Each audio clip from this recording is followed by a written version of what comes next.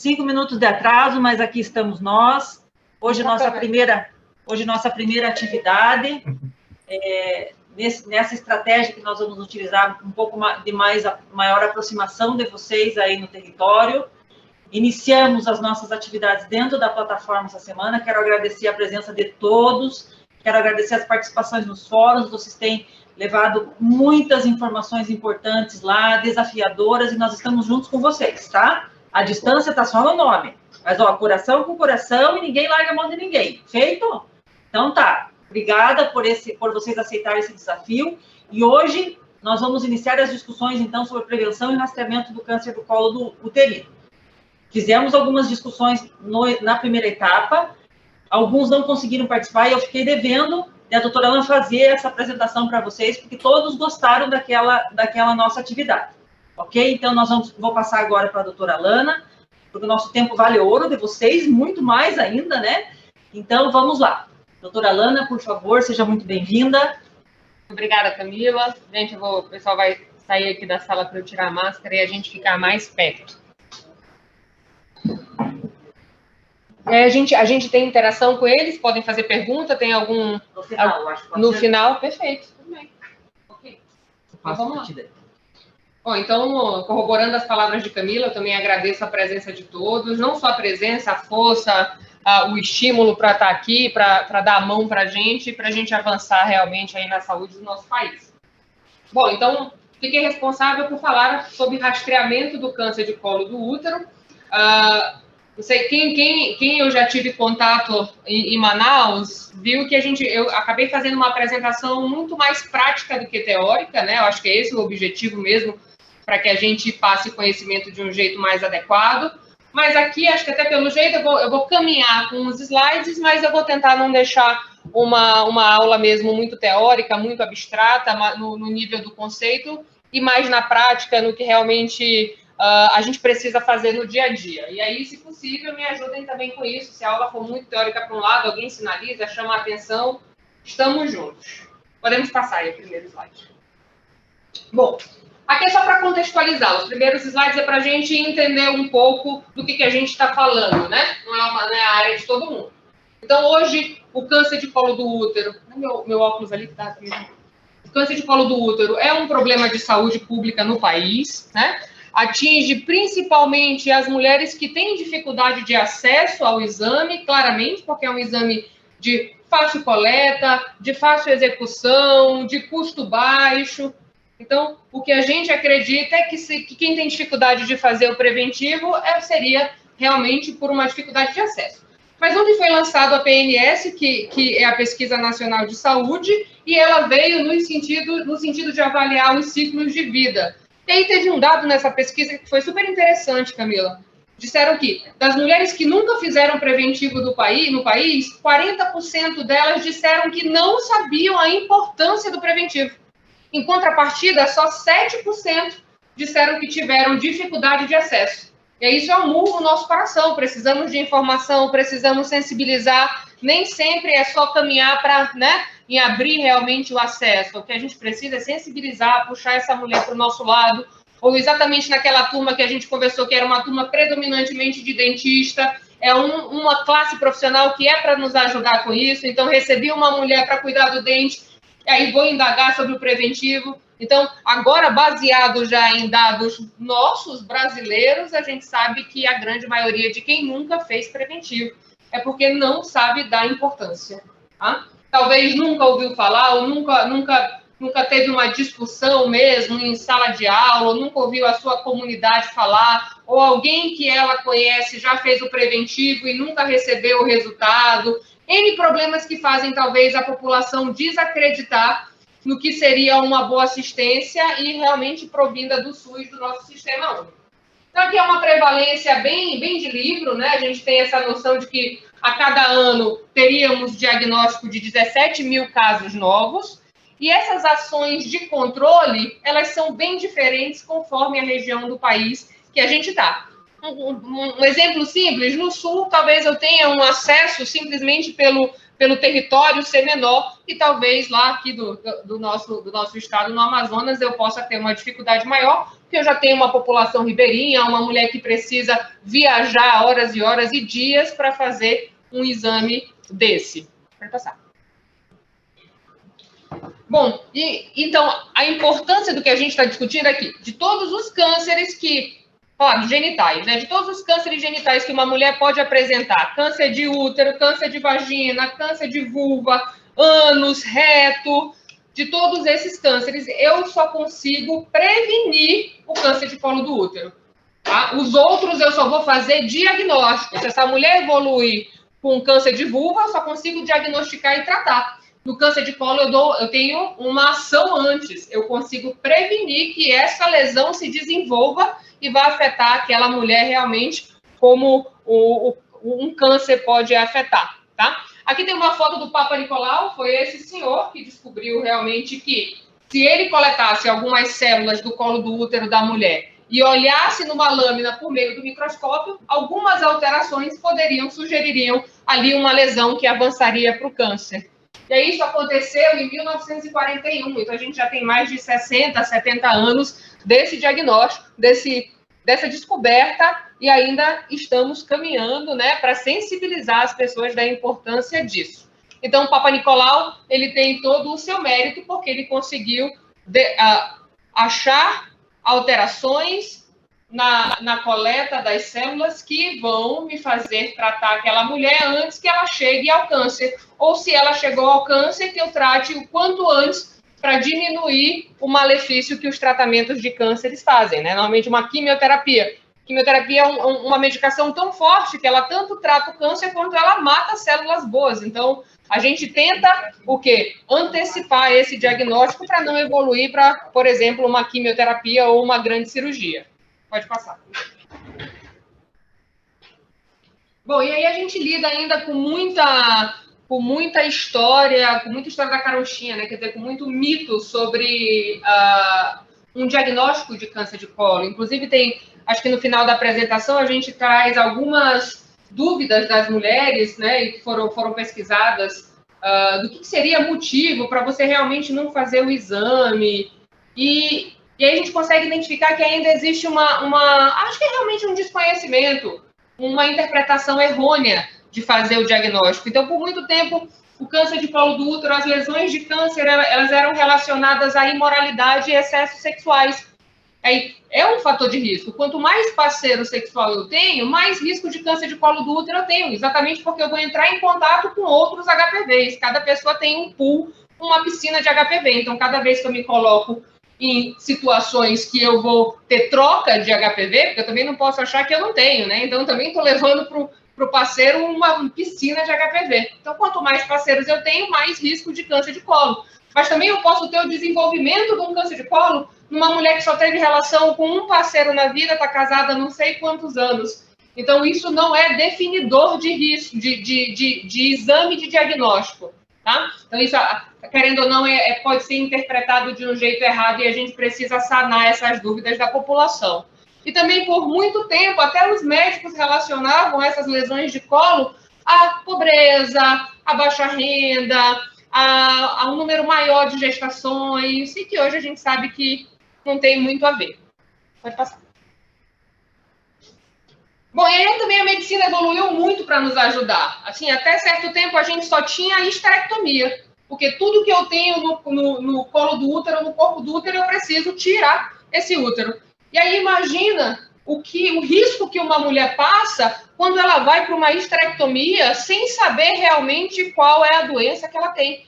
Então, se eu vou fazer uma histerectomia retirada de um útero com uma lesão que a gente chama in situ, que é uma lesão que está no colo do útero, mas eu tenho certeza que ela não se espalhou, que ela não tem metástase, eu tenho uma cirurgia mais tranquila. Agora, se eu tenho uma doença que ela é avançada, que o câncer avançou e ele já se espalhou ou para a corrente sanguínea, ou para o sistema imune, ou até para órgãos que ficam próximos ao útero, como bexiga e reto, aí eu tenho uma cirurgia que ela realmente é complexa, eu preciso de toda uma equipe estruturada para que a gente salve aquela vida. E até certo tempo eu só tinha essa esterectomia e ia como se fosse para a guerra mesmo. Chega lá e eu vou ver o que vai acontecer durante.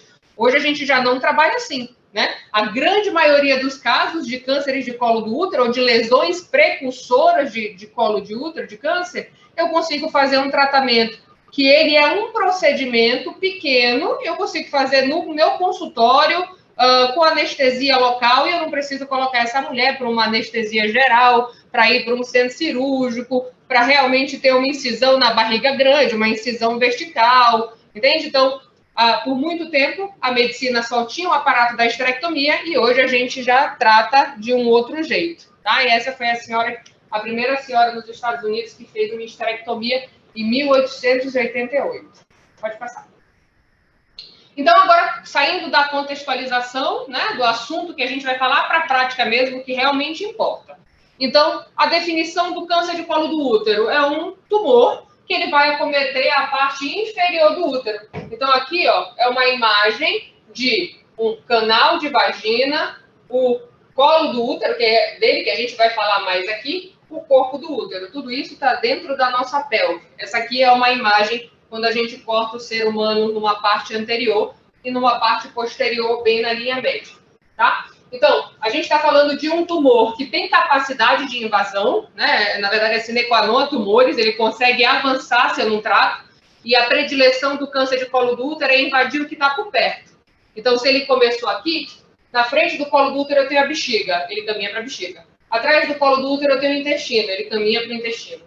Do lado do útero eu tenho alguns ligamentos que ligam o útero no nosso osso, que são chamados de paramétrios, ele avança para o lado também. Essa é a primeira característica de invasão do câncer de colo. Antes de invadir o sangue, como, por exemplo, o câncer de mama, ele invade as estruturas que estão adjacentes.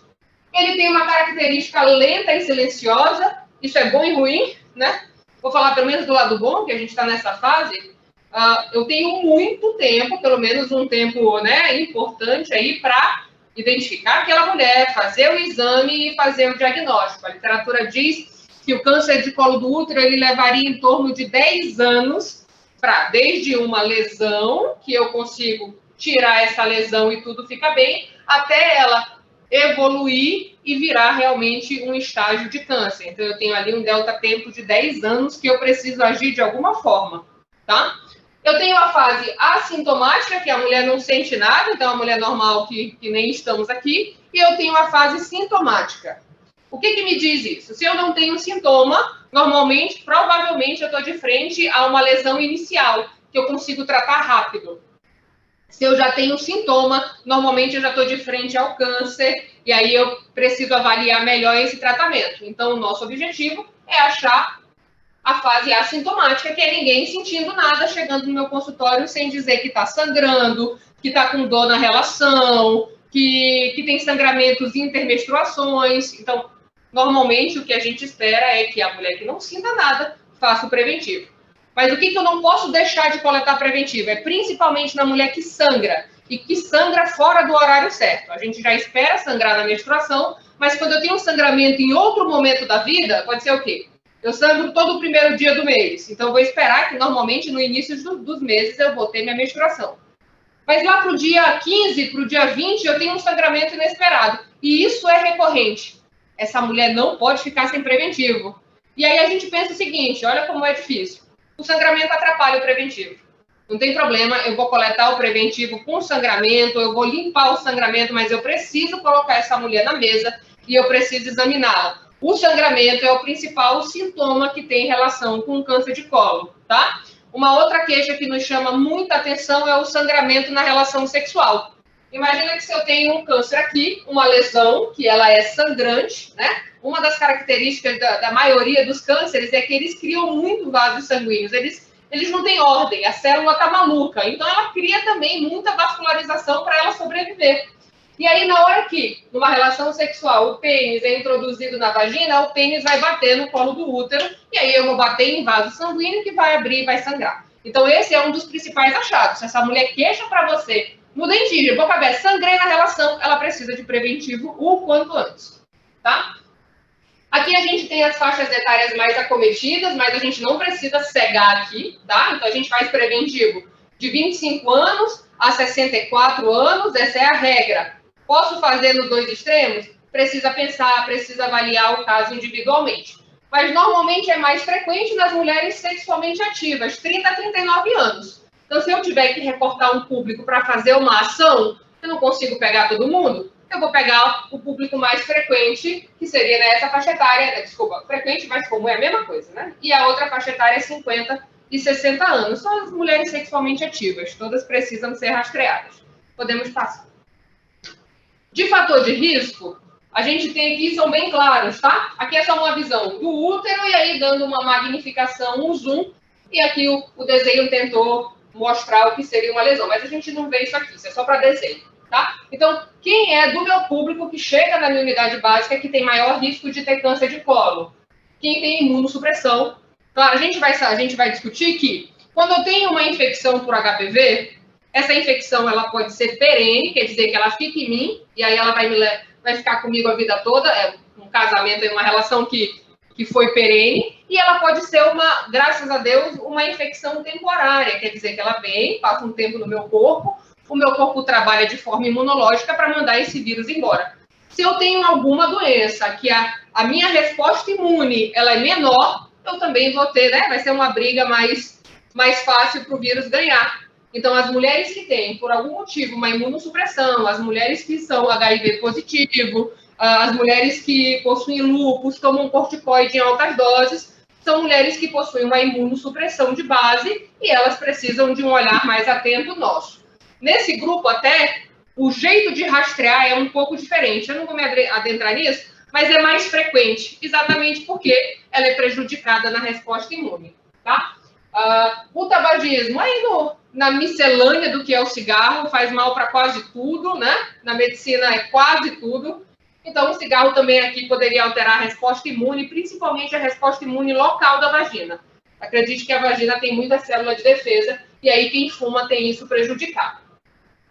Parceiros sexuais, obviamente, quanto mais parceiro eu tenho, mais eu me exponho ao risco, novos HPVs para colocar o meu corpo em contato e ver como é que vai dar, tá? HPV nesse mesmo sentido, quanto mais HPV eu tenho contato, mais risco eu tenho. E existem subtipos de HPV. O HPV é um vírus tão simples que ele modifica, como a gente está vivenciando agora no coronavírus. Mas ele modifica, ele muta muito mais fácil. Então, hoje a gente já conhece mais de 200 subtipos de HPV. E aí a gente não dá nome, porque são vários, né? A gente dá número. Então, eu tenho o HPV 1, 2, 3, 15, 25, N números. E a gente já sabe que alguns são os piores, são os mais agressivos. E aí é uma coisa acho que tão importante, que não fica muito teórico falar que os dois HPVs mais prevalentes na nossa população que causam câncer é o HPV 16 e o HPV 18. HPV 6 e 11 são HPVs que são ruins, mas eles não evoluem tanto para câncer. Eles fazem a verruga genital. É importante saber por quê. Se você um dia chegar lá, a pessoa vai no seu consultório e dizer, olha, eu tomei a vacina vem dizendo se ela protege para o 6, para o 11, para o 16 e para o 18, poxa, você já tem uma proteção, tanto para câncer de colo do útero, uma maior proteção, né? Tanto para câncer de colo do útero, que cobriu 16 e 18, quanto para verruga genital. Essa é a vacina disponibilizada no SUS, que é o HPV 6 e 11. Tá? E um outro fator de risco muito óbvio é o início precoce da vida sexual. Então, apesar de ser um slide muito abstrato, é só para a gente fazer o aprendizado significativo, que são esses comportamentos que aumentam o meu risco. Pode passar. Então, olha o que a gente precisa. Isso aqui é um dado, mas talvez a gente tenha, na realidade, uma porcentagem bem maior. Então, hoje a gente estima que 80% das mulheres já são contaminadas pelo HPV. Se aquela mulher tem uma infecção perene, vai ficar a vida toda com ela? Tem como eu saber, Lana? Não. Ou se foi uma infecção que é temporária, tem como eu saber, Lana? Não, também. O que a gente divide é mais ou menos a idade. E aqui, 30 anos, eu acho que é interessante que a gente faça o corte. Quer dizer o quê? Se uma mulher tem menos de 30 anos e ela tem contato com HPV, o sistema imune dela é muito melhor. Então, ela tem uma chance maior de ser uma infecção que vai embora, temporária. Se ela é uma mulher que nem eu, já passou dos 30, o sistema imune cai um pouco mais, e aí a chance maior que eu tenho é de ter uma infecção persistente. Por isso que lembra daquele grupo lá, 30 a 39? Porque é aqui, gente, é aqui que o HPV costuma ficar. tá? Então, essa informação ela é bem importante. Já bati isso e aqui também podemos passar. Aqui, só para a gente entender o poder desse danado do HPV. Então, ele tem relação com esses tipos de cânceres. Ele tem relação com o câncer cervical, que é esse que a gente está dizendo aqui, que é o câncer de colo. Ele tem relação com o câncer de vagina. Quer dizer o quê? Se eu estou diagnosticando uma lesão de colo do útero, eu já sei que essa mulher tem HPV, indiretamente, e ela já tem um risco maior de câncer de vagina, câncer de vulva, o marido, câncer de pênis, porque ele tem HPV também, o câncer anal, o câncer retal e o câncer da orofaringe, por meio de modos de relação sexual, de relação oral, por exemplo. Então, quando eu diagnostico um câncer de colo, eu já trago toda essa cartilha aqui de risco de cânceres, tá? E aí, lembrar que o único que a gente consegue rastrear hoje é o câncer cervical. Os outros ainda eu não tenho exame para rastrear. O câncer anal está avançando bem nessa parte, de que talvez a gente precise fazer tanto o exame da vagina do colo quanto do ânus. Pode passar. E aí, como que previne o câncer de colo? Pode passar, cabelo. A primeira delas é a vacina anti-HPV. Então, e aí o ideal é que a mulher não tenha se exposto ao vírus, que não tenha tido nenhuma relação sexual. Por isso que o Ministério recorta. Claro que a gente não tem dinheiro, não tem recurso para fazer ação de saúde global, isso é complicado, né? É um pouco mais complexo de discutir. Então, muitas das vezes a gente precisa recortar para favorecer aquela população que mais vai ser favorecida com aquela ação. E aí, as meninas de 9 a 14 anos, a gente espera que elas não tenham tido relação sexual, não tenham se exposto ao vírus. Então, esse é o público de preferência para realmente ser administrada a vacina, tá? Mas isso não quer dizer que no sistema suplementar, no particular, eu não possa indicar a vacina para todo mundo que puder comprar. É assim, até mesmo a mulher que já teve lesão de colo do útero, é interessante que ela faça a vacina, porque lembra que a gente disse que tem mais de 200 subtipos? Eu não sei qual foi o subtipo que fez aquela mulher evoluir para o câncer, e aí eu tenho uma vacina eficaz, que ela consegue nos proteger de 4 subtipos, que eu falei, 6, 11, 16 e o 18, e às vezes até de outras proteções, porque na vacinação existe uma resposta cruzada. Podemos passar primeiro. E aí, para eu ter um bom preventivo, eu preciso passar por etapas. Então, todo o exame que eu preciso de várias pessoas, por exemplo, de várias etapas mesmo. Talvez eu possa pecar, eu posso fazer a minha etapa ser tudo maravilhoso, mas se a pessoa que está logo depois de mim, ela prejudicou essa etapa, cair tudo por terra, né? A gente sabe disso. Então, para coletar, eu preciso claramente coletar do jeito certo, que eu vou ter uma qualidade da amostra. Eu preciso usar a técnica correta, eu preciso fixar essa lâmina que eu coletei a célula de forma correta e eu preciso armazenar para chegar onde essa lâmina vai ser avaliada e interpretada também do melhor jeito. E lá no laboratório, essa lâmina também precisa ser cuidada da melhor forma possível para que a gente tenha um resultado real para aquela mulher, tá? Como eu disse, nessas fragilidades de exames que precisam de muitas etapas, a gente sempre lida com a dúvida, será que aconteceu algum problema? Então, toda a cabeça de ginecologista ou de médico, ela tem que ser trabalhada desse jeito, ou de enfermeiro, de dentista. Será que quando eu recebo um exame, será que eu estou de frente ao real? Ou alguma coisa deu errado no meio do caminho? Isso sempre passou pela minha cabeça, e isso dificulta dormir à noite. Por quê? Olha o exame do preventivo. Falso negativo é o quê? Eu tenho um exame dizendo aquela mulher não tem câncer de colo, tá tudo bem.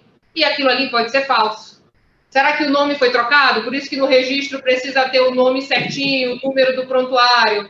Será que eu só coletei célula boa e a célula ruim eu deixei esquecida no local? Entende? Então, normalmente é sempre preciso pensar nisso. E um falso negativo de 55% é muito alto. Nossa, é quase dizer o quê?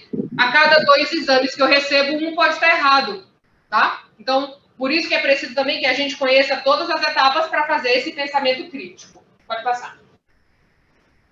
E aí, quando é que a gente começa o preventivo? Isso é super importante. Vamos lá, a gente começa o rastreamento com 25 anos. Não precisa começar antes, tá bom? Quando é que a gente termina o rastreamento aos 64 anos. Isso quando, claro, para eu terminar, sair da minha boca uma decisão dessa para uma mulher, eu preciso ter um passado dela. Então, nos últimos 5 anos, essa mulher tem que ter 2 preventivos, dizendo, olha, esse colo do útero está todo normal. Aí, com tranquilidade, eu posso dizer, olha, senhora, a partir de agora, a senhora está liberada do rastreamento. Não da consulta. Eu ainda preciso continuar olhando aquela vagina de tempos em tempos. E se ela apresentar sintoma, coletar preventivo ou o que for. Aqui a gente está falando da regra geral, e como a gente até conversou no passado, toda regra tem a sua exceção, tá? Mas essa é a regra. Não dá para uma pessoa ficar fazendo várias exceções. Ela precisa fazer a regra, e aí ela tem a mão da exceção quando ela precisar. E aí a frequência que a gente indica é um preventivo a cada 3 anos. Lembrar que, no meu primeiro preventivo, cheguei lá na unidade básica que eu vou coletar, é interessante que eu colete 2 sequenciais. Coleto esse ano e no ano que vem eu coleto outro. Por quê? Exatamente aquele falso negativo que eu mostrei para vocês, de 1,5% a 55%. Então é melhor, isso é da minha cabeça, é melhor fazer essa interpretação, é melhor eu fazer 2 vezes seguido, que eu vou ter 2 avaliações, talvez com um profissional diferente, talvez eu progredir na minha coleta no ano seguinte, o que for. Mas quando eu tenho 2 avaliações, ela é bem mais poderosa do que uma só. Tá? Depois que eu tenho essas 2 avaliações, aí eu vou tranquilizar essa mulher e ela vem no consultório a cada 3 anos para coletar o preventivo. Vem antes, se tiver sintoma, se alguma coisa ficou fora do comum, tá? Pode passar. Situações especiais, aqui eu vou falar até mais rápido. Se eu nunca tive relação sexual, eu coleto preventivo? Não, eu não me expus ao vírus. O câncer de colo do útero tem ligação com HPV, que eu pego na relação sexual. Se eu nunca tive relação sexual, tenho 30 anos, nunca tive, não precisa coletar. No dia que a senhora começar a sua relação sexual, a gente começa o rastreamento.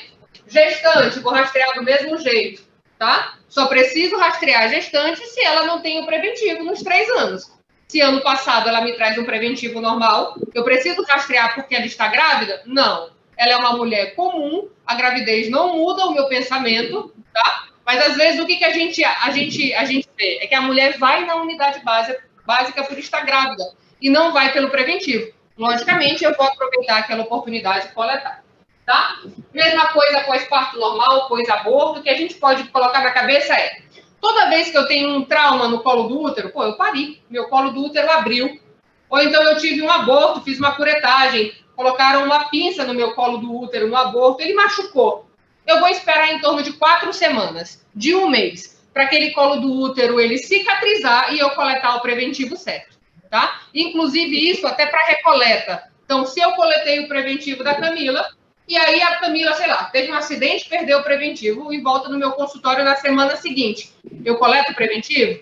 Não. Eu mexi nesse colo, eu vou esperar 1 mês, 1 mês e meio, e aí eu recoleto esse preventivo, tá? No climatério e pós-menopausa, que é aquela mulher que já parou de menstruar, adentrou os 50 anos, coleto. Mesma coisa, igual, tá? Nas imunossuprimidas, que é aquele caso que eu já falei, quando eu tenho uma redução da minha imunidade, coleto preventivo mais do que nunca, mais importante do que nunca. Eu já sei que aquela mulher tem uma fragilidade. E às vezes, quando a doença que ela tem, a gente chama de doença de base, ela fica cada vez mais frágil, eu preciso, às vezes, fazer esse preventivo com mais frequência, às vezes até de 6 em 6 meses. Então, só voltando, se eu adentro a unidade básica e hoje eu recebo o diagnóstico, Deus me livre, mas de um HIV, eu não estou tomando terapia ainda, provavelmente eu estou com uma minha imunidade muito baixa. Lana vem para o preventivo a cada 6 meses, até a Lana começar a terapia antirretroviral dela, e só depois que a imunidade estiver ok, Lana vai para o rastreamento anual, tá? Isso é um pouquinho mais especializado, mas é só para assim, poxa, ouvir falar, saber que esse público é um pouquinho mais especial, tá bom? Então acho válido ter aqui. Pode passar, Camila. E aí, vamos lá, outra questão é, e na mulher que fez, ontem também, a PNS, a pesquisa nacional, disse que 9 a 10% das mulheres do nosso país fazem esterectomia. Um dado muito alto. A principal causa foi mioma, e realmente quando o mioma cresce, é difícil ter tratamento para ele, a não ser o cirúrgico, tá? Mas a segunda causa foi sangramento uterino anormal. Isso pode até ter a ver com câncer de colo. Mas o que eu quero dizer? É que é comum a gente receber uma paciente esterectomizada, que ela tirou o útero. E aí, eu coleto preventivo ou não? Vai depender da história dessa mulher. Se ela tirou o útero por completo, Lana, eu tive um mioma e aí o meu útero saiu por completo. Eu não preciso coletar mais o preventivo dela, tá? Se essa mulher, ela fez uma histerectomia parcial, que é isso que essa foto nos traz, que ela tirou o corpo do útero, o mioma estava aqui. E aí foi difícil, ou o médico não quis por decisão de tirar o colo do útero. Isso acontece bastante quando a gente precisa fazer histerectomia pós-parto, por uma placenta que a gente chama de acreta, que ela entrou muito no útero e não consegue sair, ou por a outra situação. Normalmente a gente tem preferência de tirar o corpo e deixar o colo. Essa mulher permanece no rastreamento, o colo está lá, tá? Então, tirei o útero, precisa saber qual foi o modo que tirou o útero. Se ela não sabe que isso até pode acontecer, eu preciso examinar essa vagina e saber se ali tem colo do útero ou não. Então, a gente consegue também ajudar essa mulher se ela não consegue trazer essa informação para a gente, tá? Histerectomia total significa corpo do útero e colo. Tem nada a ver com ovário e trompa. Histerectomia parcial, só o corpo do útero, o colo ficou. Pode passar, Camila. E aí, aqui esse slide chama a atenção do que eu já falei. Quando é que eu preciso fazer o exame do preventivo mais do que nunca? Que não dá para adiar, não dá, eu não sei, hoje eu estou me sentindo mal e essa mulher chegou no meu consultório, eu tô quase, não dá para eu adiar. Eu chamo outra pessoa para coletar esse preventivo se eu não puder. São queixas de sangramento fora do que é habitual. Então, se a gente for ler aqui, ó, sangramento de menstruação muito longo, poxa, eu sangrava o normal hoje, a gente diz que é de 2 a 7 dias. Se eu tenho uma mulher que sangra 15 dias, isso está errado, eu preciso olhar o que é, tá? Sangramento vaginal entre 2 períodos, eu já dei esse exemplo. Então, menstruo todo o início de mês, no meio do mês começou a vir sangramento também. Precisa examinar, urgente. E sangramento, desculpa, após relações sexuais ou lavagem vaginal. Tem gente que tem o costume de usar ducha vaginal. Qualquer coisa que eu colocar na minha vagina de um jeito que não é agressivo e sangrar, eu preciso olhar o quanto antes, tá? Sangramento, então, é um sinal de alerta o imenso, o maior deles. Pode passar, Camila. E aí, vamos lá para a coleta. Então, chegou essa mulher e aí eu preciso me preparar para coletar o preventivo. Claro que aqui tem uma estrutura, né? Não precisa ser... Tem coisa que pode faltar, o que a gente pode mudar, não precisa ser a pinça Cherron, pode ser outra pinça, mas a gente precisa ter esse mínimo de estrutura. Então, eu preciso ter a lâmina, onde eu vou coletar a amostra de célula, eu preciso ter um lápis, porque a caneta não escreve na lâmina, então preciso ter um lápis preto, eu preciso ter um espéculo vaginal para ter acesso à vagina e chegar no útero, eu preciso da espátula de Aire, que é essa espátula parecendo com um picolé, que é para eu fazer um tipo de amostra celular. Eu tenho que ter a escovinha, que é essa outra aqui. A gente tem até, acho que todo mundo já viu, mas a gente vai mostrar. Para eu fazer a complementação da amostra. Luva, claro que eu não vou usar minha mão sem luva. Fixador celular, para quando eu coletar, a célula está viva. Ela vai morrer rápido, eu tirei do meu corpo. Eu preciso usar alguma coisa para que ela fique lá adequada para chegar no Marcelo e o Marcelo analisar essa lâmina, tá?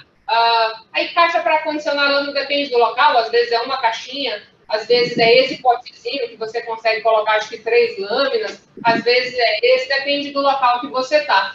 A pinça é uma pinça que eu consiga chegar até o colo do útero. A vagina tem um comprimento de 10 centímetros, eu não vou conseguir chegar com a minha mão. Então, eu tenho que ter um instrumento para me ajudar se por acaso eu for limpar o colo do útero com uma gaze ou coisa assim, tá? Gaze eu já falei, avental ou lençol, claro, é para não deixar essa mulher exposta, né? É sempre para todos nós, até eu que sou ginecologista, eu não gosto de deitar na maca ginecológica e coletar preventivo.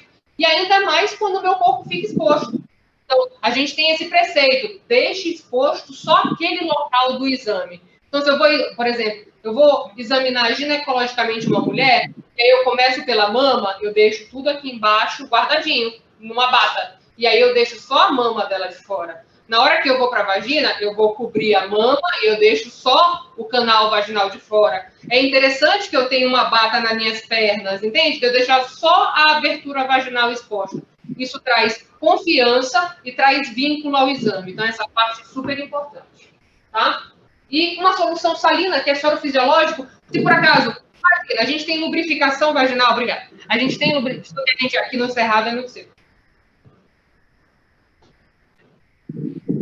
Toda mulher tem uma lubrificação vaginal. Quando eu adentrei a menopausa, a minha lubrificação vaginal diminui. É mais difícil introduzir alguma coisa na vagina. Então, às vezes, eu preciso ter alguma coisa para lubrificar aquele canal vaginal e diminuir o desconforto da paciente para ficar o meu exame.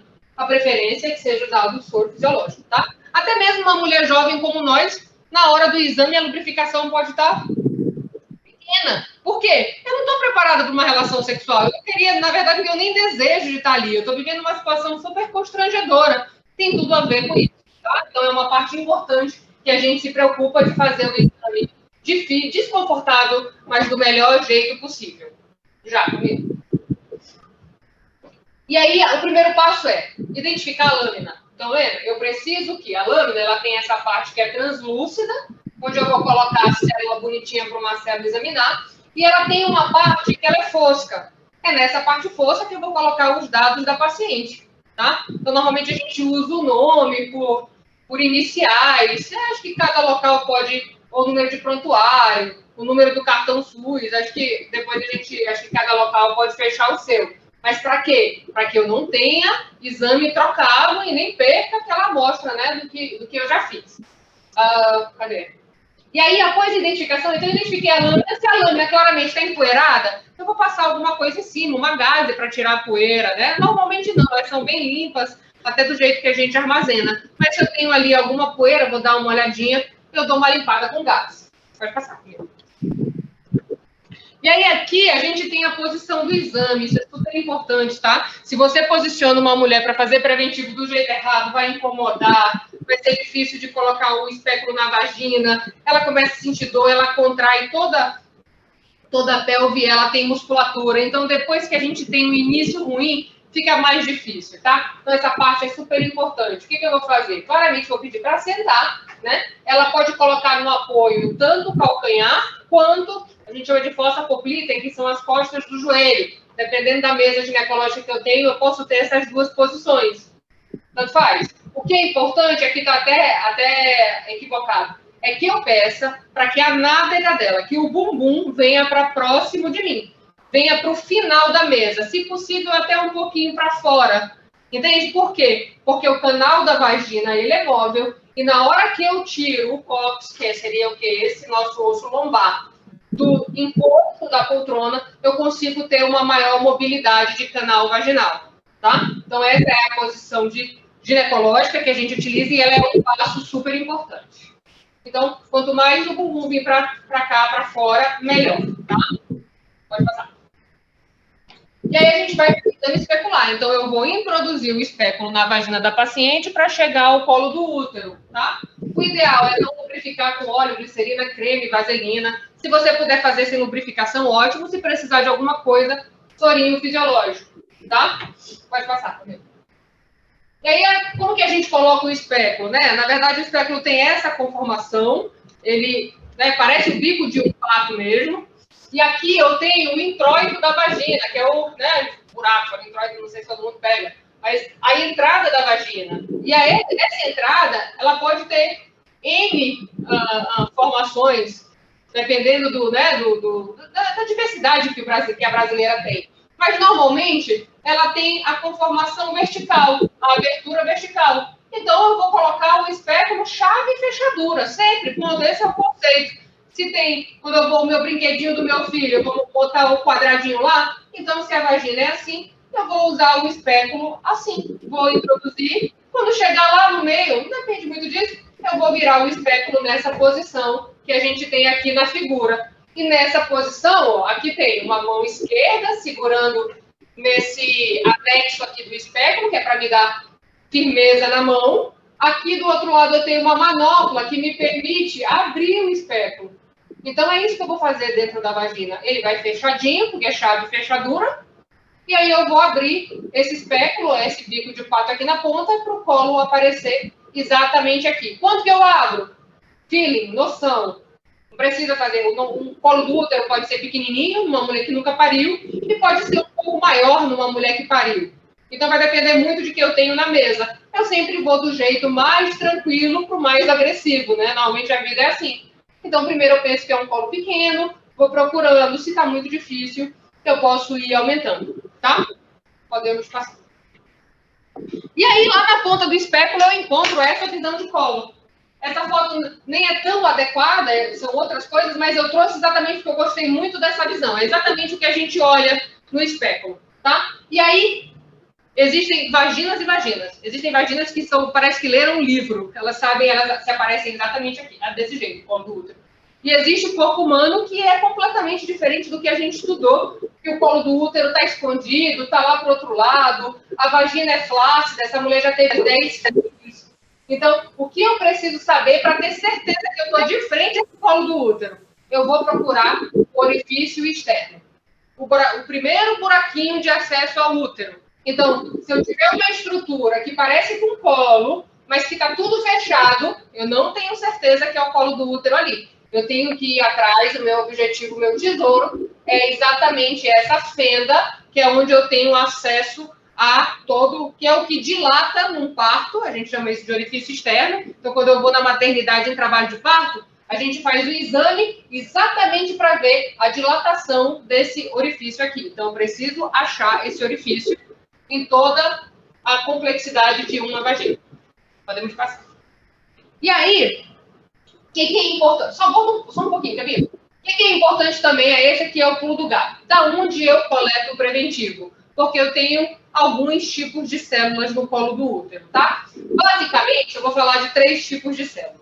Uma, que é uma célula mais adulta, a gente chama de pavimentosa, quer dizer que parece que eu joguei cimento em cima dela.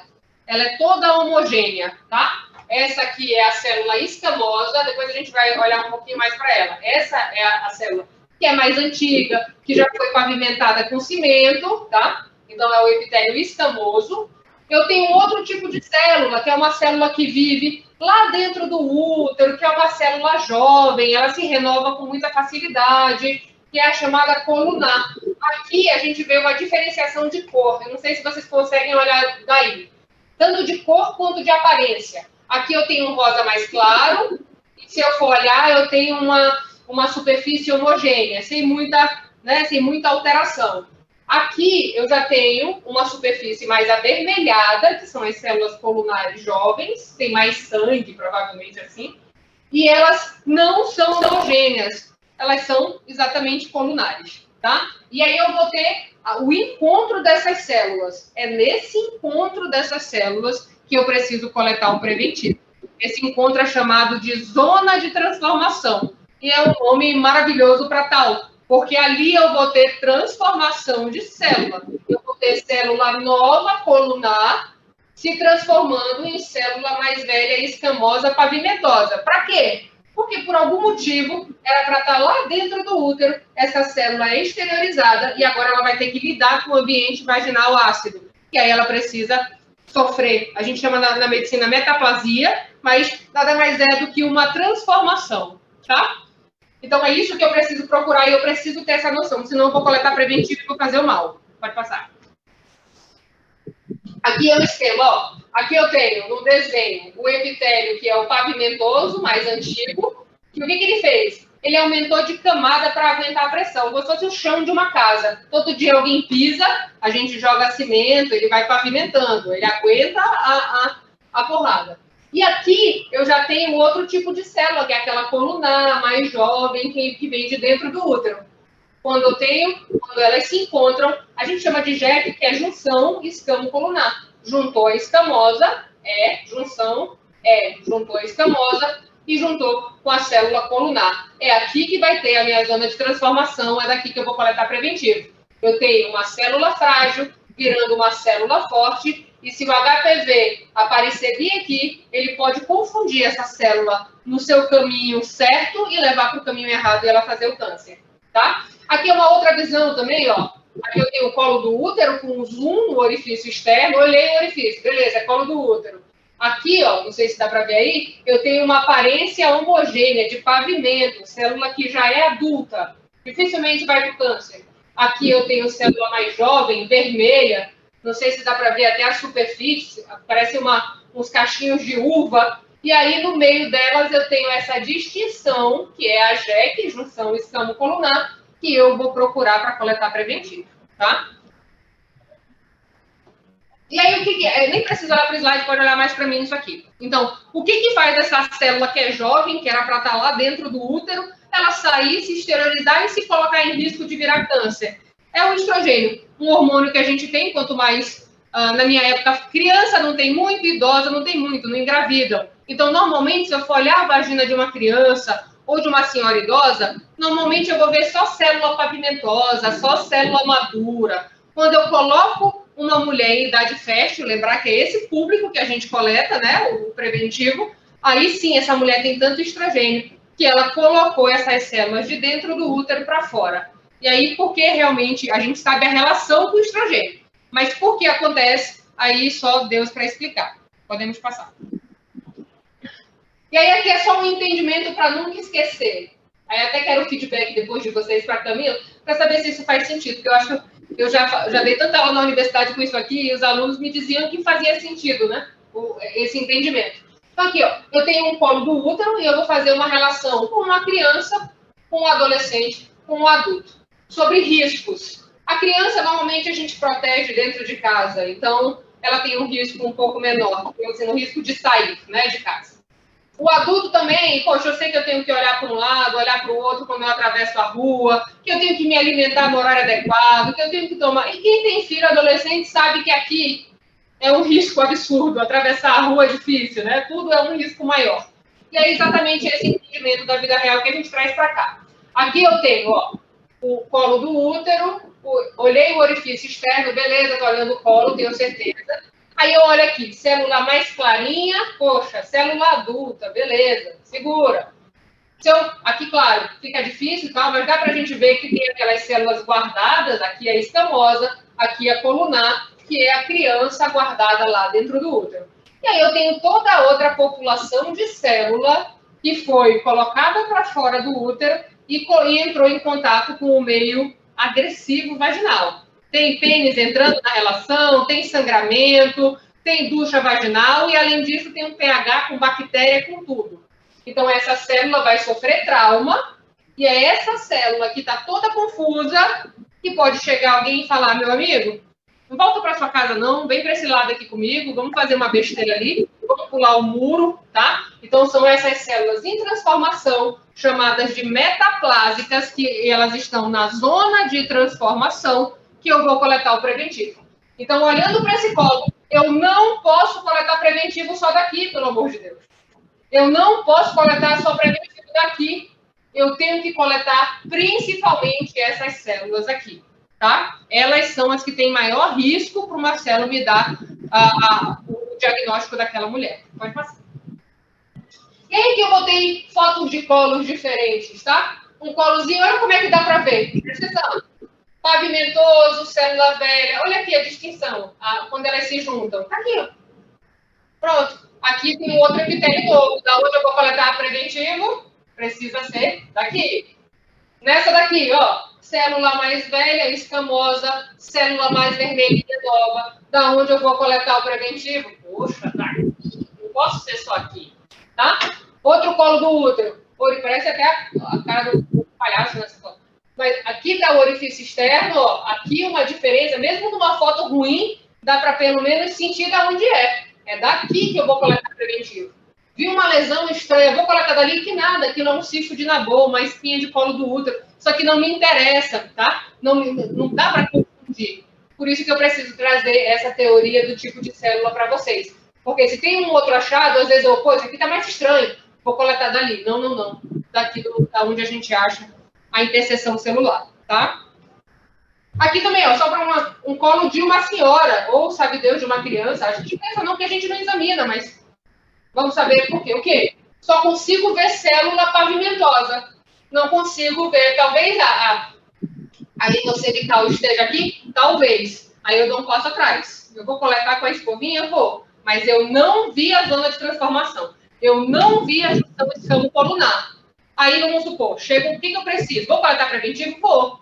Mas quando eu receber o resultado de uma célula, eu vou olhar, olha, preventivo lindo, né? Beleza. Aí, do nada, essa mulher tem uma queixa de sangramento. Mas, doutor, eu sangro na relação sexual. Eu fico bem e eu digo que não é câncer de colo negativo. Eu fico bem com quem eu vi a zona de transformação. Se eu não vi essa danada, infelizmente, é uma fragilidade do exame e a gente tenta avançar na medicina com outras técnicas, tá? Mas a gente que está na unidade básica, eu preciso sinalizar. Caramba, eu não vi a zona de transformação. Eu vou esperar o preventivo, vou. Mas se alguma coisa cheirar que não está, não está batendo, eu vou pensar, pode ser que eu tenha um preventivo sem a amostra da zona de transformação, tá? Encaminhar para o especialista. Ponto. Normalmente é o ginecologista que precisa resolver isso aqui, tá? Podemos passar. Pode passar. Aqui era só uma amostra, também. E aí, como a gente coleta a amostra, tá? A primeira amostra eu vou coletar da ectocerce, que é o epitélio pavimentoso. Eu vou usar a escovinha para isso. E depois eu vou complementar com a amostra da endocervice, que fica dentro do canal, com a escovinha. E aí eu vou montar a lâmina dependendo da amostra que eu tenho. Pode passar aqui. Então, como se segue. Primeiro eu pego a espátula de aire. E aqui, ó. Eu tenho a espátula de aire. E aí o que eu vou fazer? Ela tem duas extremidades. Eu vou usar, aqui tem acho que um afunilamento aqui, tá? Essa espátula eu vou lá, vou naquele colo anterior, uma imagem para mim. Pode ser, tudo bem. Aqui, eu vou colocar essa extremidade nesse orifício e eu vou rodar. Ah, Alana, mas eu acho que eu não peguei toda a metaplasia, a zona de transformação. Pode voltar também um pouquinho. Volta mesmo, pode voltar mesmo. Aqui. Pode ser. Ah, eu botei aqui, ó, rodei. Mas, Lana, eu não peguei, a zona de transformação estava até aqui, não tem problema. Eu passo isso aqui na lâmina um pouco, depois eu volto, pego mais daqui de baixo e vou montando a minha lâmina, tá? Não é um tiro só, não. Eu só não tenho um encostar lá e depois eu não posso fazer nada. Não. Eu posso usar a cabeça e trazendo novas atitudes dependendo da dificuldade que vai se apresentando para mim. Podemos continuar. Aí, depois que eu coletei, o que eu vou fazer? Eu vou colocar essa célula, as células que eu coletei, na lâmina. A lâmina está aqui na minha mão, tomara que vocês estejam vendo com definição. E aí eu vou segurar na parte fosca da lâmina, onde está o nome da paciente. Vou segurar aqui. E eu vou fazer a primeira amostra do que eu coletei. Isso é o mesmo então. Coletei na vagina da mulher, normalmente é a minha mão que já está segurando a lâmina, ou de um auxiliar, quando eu não tenho tanto traquejo para isso. E aí eu vou, depois que eu tenho essa secreção, eu vou montá-la na lâmina, tá? A gente vai fazer essa primeira amostra vertical. Então, eu até peço para os alunos, em vez de segurarem aqui, para a gente ter força, para a gente ter firmeza, traz a mãozinha para o meio da espátula ou aqui, para que eu grude aquilo que eu coletei na lâmina, para que fique lá, fixado, tá? Não é com carinho, nada, nem com muita força bruta, mas é até bom ouvir o pleque. Grudou lá, tá? Se, de novo, naquela minha dificuldade, eu coletei do orifício, grudei aqui na lâmina. Eu acho que esse colo é tão grande que eu preciso de uma outra amostra da zona de transformação. Não tem problema, vou lá, posso passar, eu não preciso rodar, posso passar de lado, coleto, claro, com jeito, e aí eu vou fazer mais uma amostra nessa lâmina. Normalmente, a gente divide mentalmente a lâmina ou no meio ou em 3 pedaços. Para quê? Normalmente, eu tenho mais amostra dessa célula escamose da célula metaplásica, que eu faço em 2/3 de lâmina, e eu vou deixar o canal com a citobranche ou escovinha para 1/3 de lâmina, tá? Podemos passar. E aí, a segunda amostra, vamos lá, pode passar? Pode passar. Aqui eu mostro. Aí, a segunda amostra é com a citobranche. O que eu vou fazer? Vou pegar a escovinha também, colocar lá no orifício que eu vi, ela vai adentrar quase todo o orifício, e eu vou rodar essa escovinha 2, 3 vezes no máximo. E assim, também com jeito, porque lembra que são células novas, elas sangram. Então não dá para ficar lá rolando, não. É preciso que eu tenha uma noção e role aí 1, 2 vezes, no máximo 3. Depois que eu coletei, naquela parte que eu ainda não fiz a fixação, de novo, vou trazer minha mãozinha da ponta para o meio da lâmina e vou fixar rodando a escovinha, na lógica de grudar a célula aqui. Então, eu vou rodar ela para cá, rodei, e embaixo vou rodar ela para o outro lado. Aí eu grudei o que eu coletei aqui, minha lâmina está quase pronta e eu vou fixá-la, porque essas células vão morrer e uma célula não vai conseguir olhar se eu não fixar. Então, normalmente, o fixador tem alguns tipos. O que a gente utilizou na prática foi um spray. E aí, se for um spray, normalmente a gente dá uma distância de 1 palmo de mão. Acho que tem uma fotinha minha rolando aí.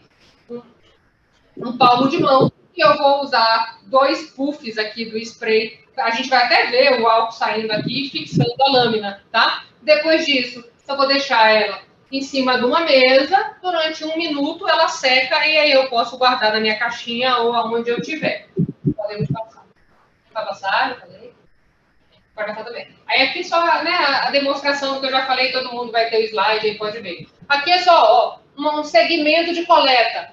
Ele com espátula, inox, colocou a espátula, deve ter coletado, traz para fazer a fixação, vai com ácido branco ou escovinha, traz para fazer a fixação. E nesse caso eu peguei uma foto de uma outra possibilidade que é o preventivo e meio líquido.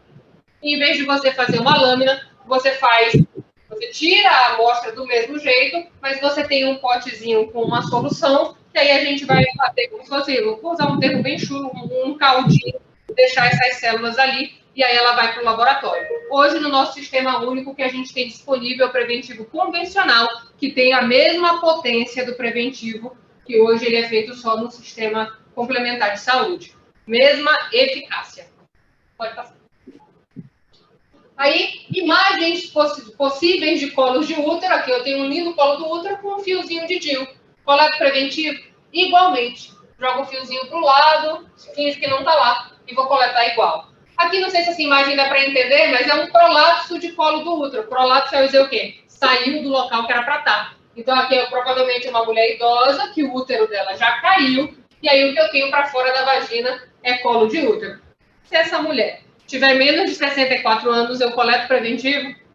Oh, yes, com certeza. Cólico, ali, um orifício um pouquinho mais dilatado, fácil de ver, porque tem uma lingueta ali saindo. Coleto preventivo do mesmo jeito. A grande maioria dos pólipos são benignos, podem causar sangramento, e aí, se essa mulher tiver sintoma, eu envio para o ginecologista. Se ela não tiver queixa nenhuma, vai ficar lá bonitinho, coleto preventivo, vida que segue. Aqui, o cisto de Nagot, que já apareceu numa imagem, que é aquela espinha no colo do útero, né? Assim, espinha é um termo para a gente entender, mas lembrar que eu tenho um epitélio que ele é colunar, que a gente já falou que é o de dentro, ele produz secreção. Secreção até mesmo para quê? Se eu quiser engravidar, o espermatozoide subir e chegar lá no meu óvulo, tá? E aí, quando ele se transforma em escamoso, se joga um pavimento por cima, que eu usei aqui como alusão, um cimento. Na hora que eu jogo um cimento em cima de glândula, essas glândulas são entupidas e aí elas conseguem produzir um pouquinho de secreção que faz o cisto, tá? Nada mais do que isso. Precisa tirar? Não, pelo amor de Deus. Outro pólipo tem que tirar? Não, só se tiver sintoma ou se por algum motivo atrapalhar a coleta, aí eu mando para o especialista. E aqui uma imagem de um colo atrófico. Atrófico na medicina quer dizer que já está um pouco mais envelhecido, tem mais tempo, que simplesmente uma estenose de orifício. Aqui, ó, o orifício está e ele fechou. Eu coleto o preventivo dessa mulher? Coletar. Dá para coletar? Não. O melhor é encaminhar para o especialista, para o ginecologista avaliar essa mulher. Nem sempre ela, tá? Pelo menos ela vai para lá, ela faz uma avaliação com o ginecologista e ele monta um plano terapêutico para você continuar na atenção primária. Pode passar. Aí aqui seria o quê? O resultado já. Então, eu já coletei, já mandei a minha lâmina para o Marcelo, e como que o Marcelo vai falar comigo? Porque ele não vai ligar para mim e vai dizer o que ele viu. Ele vai me mandar um laudo. E aí, o que normalmente tem no laudo? E eu vou explicar de um jeito muito simples. Pode vir um monte de coisa, até porque o Brasil ele é muito diferente, tá? Mas no passado, a gente pedia para o laudo vir assim, diferenciado por classe. Classe 2, 3, 4. Hoje se usa, que era o antigo Papa Nicolau. Apesar de eu usar o nome Papa Nicolau, esquece Papa Nicolau, muito ultrapassado. Se eu peguei um laudo assim, vale eles dizer lá, laboratório, vamos atualizar? Está na hora. Tá? Em Manaus isso acontece. Aí depois a OMS veio com uma outra pegada, depois teve uma outra pegada que a gente utiliza, só que isso aqui já é laudo histopatológico, já é de biópsia. Eu já tenho essa paciente no preventivo e eu precisei biopsiar. Aí o patologista médico vai me dizer se eu tenho níquis ou se eu tenho câncer. O que um citologista vai me dizer no preventivo é isso aqui, ó. Se eu tenho uma atipia é uma célula diferente do normal.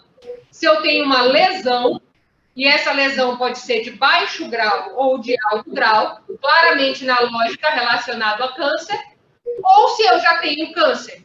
Se eu tenho lesão e atipia, é câncer? Não interpreto como é. Normalmente eu vou tratar aquela mulher, ou eu vou acompanhá-la, mas ela não tem câncer. O laudo que é carcinoma, é câncer, não é mais comigo, assistência especializada, tá? E aí, o que é importante, ó? Normalmente, ele pode usar sigla e bem escrito. O ideal é que venha escrito. Que a gente sempre entende, que a gente sempre pensa que quem estava lá na ponta precisa do máximo de ajuda. Então, se você olhar no laudo e tiver atipia, e aí vai procurar outra palavra, ver se tem alto grau. Não tem alto grau, essa mulher fica em acompanhamento. Tá? Se ela tem atipia, procura no que ele pode dizer. Mas ele não pode, a atipia, a célula está diferente do normal. Mas uma célula não pode afastar lesão de alto grau. Uma célula está dizendo, Lana, eu vi coisas diferentes, mas eu não consigo te tranquilizar, Lana, vai ter que avançar com essa mulher. Eu preciso levar essa mulher para assistência especializada para fazer colposcopia com biópsia. Se vier lesão de baixo grau, procurar de novo. Tem alto grau? Não. Normalmente é acompanhamento. Se vier lesão, procura a palavra. Tem alto grau, assistência especializada, não é mais comigo. Colposcopia com biópsia. Carcinoma significa câncer. Aí sim, sem dúvida nenhuma, assistência especializada. Podemos passar, Camila. E aí eu só tinha marcado no próximo. Aqui a história natural do câncer, tá? Só para a gente entender. Assim, se por acaso no meu preventivo vier outro tipo de outro modelo, é o NIC. De novo, tem um áudio ligado, liga aí. O NIC, ele pode ser, significa neoplasia intracerebral. Quer dizer o quê? Eu tenho uma lesão, mas não é câncer porque ela ainda está dentro do epitélio, ela não avançou, ela não fez metástase, a gente chama isso de lesão precursora. Se for o NIC1, a chance dele sumir sozinho é maior que 60%. Normalmente eu não faço nada aqui, eu só acompanho. Aí eu trago essa mulher para mais perto de mim. Em vez dela fazer preventivo a cada 3 anos, ela faz a cada 6 meses. Se eu tenho um NIC2 ou um NIC3, a chance de sumir é menor, 40% e aqui 33%. Essa mulher tem uma lesão precursora, significa o quê? Que pode causar câncer e eu vou tratar, eu vou tirar isso daí. Se é carcinoma, eu já sei que é câncer, eu vou ter que estadiar. Vou ter que avaliar essa mulher para saber se não tem metástase, para indicar o melhor tratamento para ela. Tá acabando, fica firme. Então, ó, NIC1 é a mesma coisa que a lesão de baixo grau, ou a mesma coisa que a atipia de significado indeterminado, eu vou seguir com essa mulher na minha atenção primária. Se eu tenho NIC2, NIC3, lesão de alto grau, atipia que não posso afastar alto grau, essa mulher vai para o tratamento, chegou a hora. Pode passar, cadê? E aí, então, aqui a gente só tinha botado isso. O que uma mulher pode apresentar que vai me sugerir câncer de colo? Aqui a gente vai deixar bem certo que para nós é sangramento fora de hora. Esse é o grande sinal, tá? Então, eu tenho a minha paciente, converso com ela quando chega no meu consultório, eu pergunto se ela tem queixas que podem me referir câncer. Se ela não tem, ou se tem, eu vou para o segundo passo, que é o preventivo.